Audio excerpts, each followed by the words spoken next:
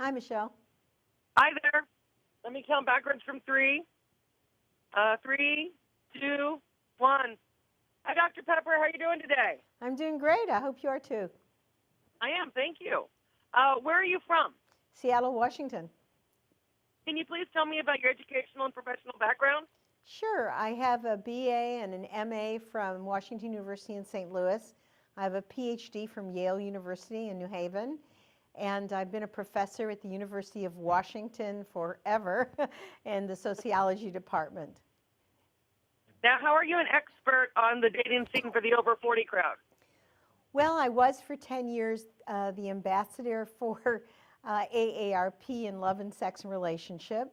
I've done a lot of research on middle-aged and beyond, a lot of published work. I'm doing workshops often with people of all ages, and of course I'm with younger people as well. But you know, as an academic and a researcher and doing workshops and sort of application of that, you know, I try and make sure that I'm data-based. Now, what are some misconceptions people have over people dating of people over 40? Well, I think people have misconceptions of dating for people over 40 or being in couples for that matter, in the sense that they think of them as so different from themselves, but there's no less likelihood of passion or, you know, deeper romantic commitment and love. I think the misconceptions are that somehow that all cools and isn't important, and of course it stays important.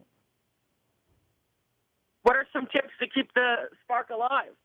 Well, really nothing goes on automatic pilot. You really have to do kind of a relationship wellness checkup because it can get stale. I mean, the longer you're with someone, whether you're over or under 40, there's issues like, you know, being distracted. People have to actually focus. They can't have their cell phones on them all the time. I see people not even looking at each other or communicating at all. So communication is the next thing. You need that time to talk. You need sort of open time where good, important topics come up, and that's why you need to get away together sometimes. I think you need to plan these things because life gets busy and they get lost within them. You need to set a stage for romance. And two things I think are really important is you need to introduce novelty. You need to really to do new things because the old things start to lose their punch, you know. Learn a new sport, learn a new hobby, do that together. And then finally make sure that you haven't let your affection and sexuality ebb. They do decrease over time. In terms of affection, I think you really need to hold hands, kiss hello and goodbye. Make sure that you sort of re-up these things that you may have gotten lazy or just forgotten how important they were. In terms of sexuality and when you are older, but really any time over the life cycle, whether it's postpartum or premenopausal or menopausal or just because you've had things that have gone south, you know, in terms of health, like cancer and having to use specific medications that might interfere with both your feeling of affection or your feelings of sexuality, then you have to say, okay, what am I going to do about that? And I think sometimes we just think there's certain kinds of discomfort we have to have and we don't. There was an important study that said 41% of all women have some kind of sexual dysfunction, among them pain, which many of those women thought was just sort of ordinary in sex, and you had to do that.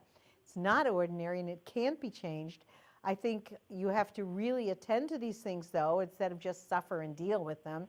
So for me, I think, hey, we're in a modern age. Let's use some product that would help that. I like this new introduction by Replen's brand, which has a Moisture Restore External Comfort Gel that really handles the irritation and chafing that happens in everyday life, from, you know, just sitting at your desk a long time, to your yoga practice, to, you know, hiking, biking, the things you'd want to be doing with each other. I think it's important to say, you know, we can fix these things. What's on the market? What can we apply? What are the things that as we go through life are impeding our intimacy and our connection? Now, what is some advice you have for people who are re-entering the dating scene after either being single or in a relationship for a long time? Well, re-entering the dating scene can be kind of upsetting because, you know, these are rusty skills. But what I would say is, you know, baby steps. You can find someone else. You will find someone else. Don't feel that you are discouraged when you start to meet people that aren't like you. I'd say, okay, look at it like an anthropologist. I'm going to meet people. I'm going to learn their story. I'm going to enjoy that. I don't have to want to marry every single person. I shouldn't get discouraged just because I've met somebody or even a string of people that are not the right people for me. Every person you meet, you're learning a new skill. You're learning new things to present about yourself, new questions, new knowledge about what you want and don't want. My other tip on that is you're not the same as you were in your marriage. When you re-enter, you may look for a different kind of person. And don't have too long a list. If you have a really long list, you're not going to find anybody. Good tips. Where should people over 40 go to meet someone? Well, I mean, for most people, the place you're going to meet someone is online. Not because it's easy, but because that's where the largest number of people who are looking for someone are. We could have a whole program on the different places online that you would look, you know. But I think I'm a big fan of the ones you pay for, because then the people who run that have a way to find a person who's been misbehaving or isn't there for the right reason, and they can kick them off. So I think you have a little bit more safety, but online. And then I'd say go try new hobbies. Go join a mountain climbing club or a golf group or a singles events place, because you need to get out of your network and into other networks, and that will help you. Now, should you ever lie when dating? I think if you lie when dating, it's going to come back and haunt you, and it's going to remove the trust that you so need when you build a relationship. You want to fudge 10 pounds in your weight, so be it. Or a couple inches on your height, so be it. But if you say you're 10 years younger than you are, that's going to bite you. And if you say you do something that's different than what you really do, that's going to bite you. Because ultimately, you're going to want to have an honest relationship, and you're going to want to trust and be trusted. So lying is not a good idea. When should you admit mistakes, like if you had been an addict or gotten some trouble while dating someone? How soon should that information come up? That's a really great question. And I would say you don't have to spill your guts on hello. You don't have to say you were once arrested or you have cancer or any of those things. You don't know this person. You don't know if you're investing in them or they're investing in you.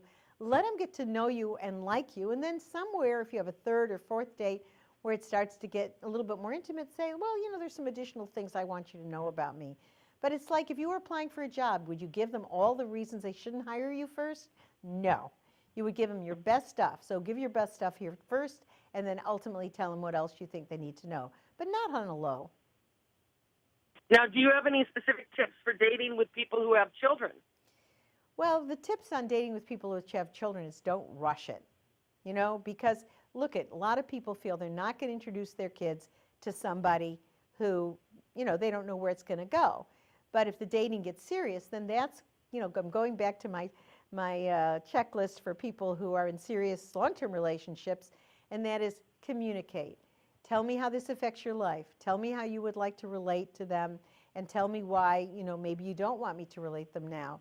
Give me the tips, because you're the expert. They're your kids, your life. How should we do this? Now, please tell me about Married at First Sight. Well, Married at First Sight is, I think, a fascinating program. I've been with it from the inception.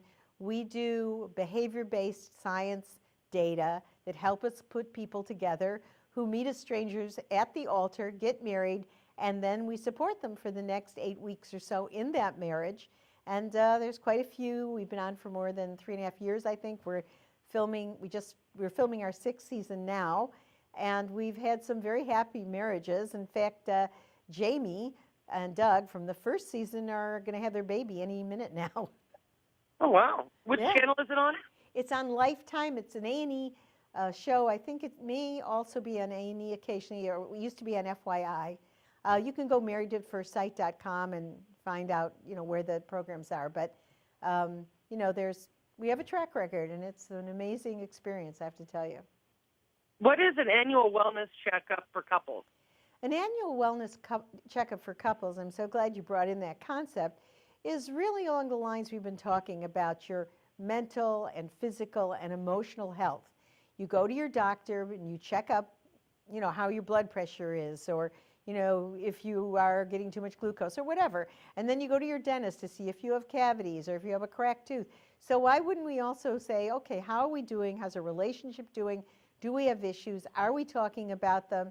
And try and get in the weeds there and say, you know, not just do we have problems, but what should we do to keep ourselves excited, have a spark? keep growing. That kind of conversation can be very bonding, and I think it's very important. And that's why I've talked about, various things you can do for that relationship, physically by using, products that you might need, emotionally by checking in, and, in any other way, physiologically, talking about what you can and can't do. That's how you stay close. Now, where could people get more information? Well, on the physical aspects, they could go to replens.com and find out really all the internal and external things they could do to stay pain-free. And they can also go look at my website, pepperschwartz.com. But, there's a lot of places to go take a look in terms of retaining the spark in your life. You can even use that that word for relationships and see where it takes you. But I like replens.com in terms of a place to go for the physical aspects. Great. Well, thank you very much. I appreciate your time. Have a good day. Thank you. It's nice talking to you. Right, same. Bye.